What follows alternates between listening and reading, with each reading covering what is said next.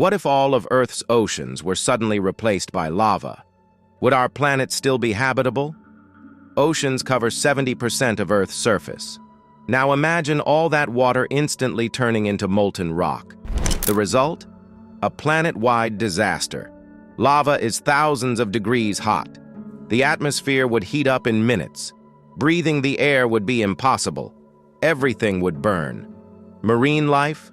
Gone instantly. Fish, plankton, reefs, all vaporized. On land, plants and animals would quickly follow. Nothing could survive the heat and toxic gases. Earth itself would change. With oceans of lava, the surface becomes a giant volcanic world. Constant eruptions, poisonous skies, and endless firestorms. And no, you couldn't surf on lava. The heat would kill you long before you even got close. So, if Earth's oceans were lava, our world would no longer be the blue planet. It would become a burning, lifeless sphere, more like Venus than Earth. Thanks for watching. Want more wild science scenarios?